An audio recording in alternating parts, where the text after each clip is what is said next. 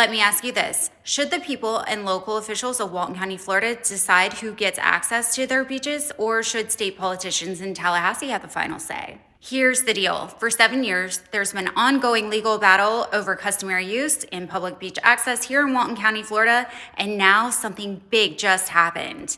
Just this week, Representative Joel Redmond introduced State Bill HB 6001, a bill that would repeal the 2018 law, House Bill 631, also known as the Customary Use Law. If HB 6001 passes, it would give the power to decide beach access rights back to local officials right here in Walton County, Florida, which would completely change the future of public beach access for both those of us who live here and the millions of visitors who come to enjoy the beaches on 30A every year. I'm Rachel Worrell, your go-to real estate agent here in Northwest Florida, keeping you informed on all things property rights and property values.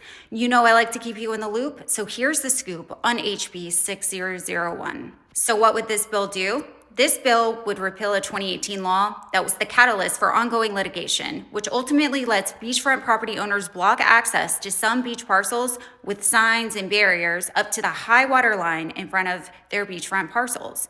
Instead, by repealing the 2018 law, it would leave the decision to local officials. Why it matters? That 2018 law has been a headache for locals and visitors because most beaches in Walton County are private, and there's been a lot of bad publicity and a lot of confusion around where the public can and cannot sit on our beaches. So here's Redmond's take. He's pushing to restore the historical openness of our beaches, saying big government has no business meddling in the affairs of 30A. As far as the community reaction, Michael Miller, a former Walton County Commission candidate, called this bill a step in the right direction to ensure open beaches for all. But here's the catch. Beachfront owners aren't going to let this go without a fight. They argue that by being forced to allow the public onto their property, which often extends to the water line or right near it, infringes on their private property rights.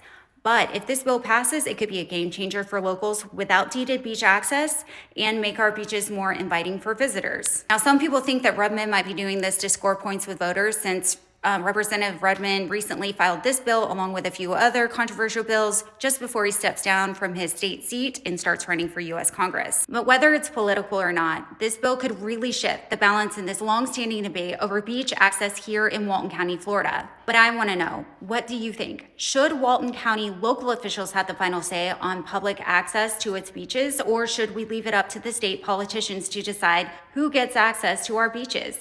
Let me know in the comments. I'd love to hear your take.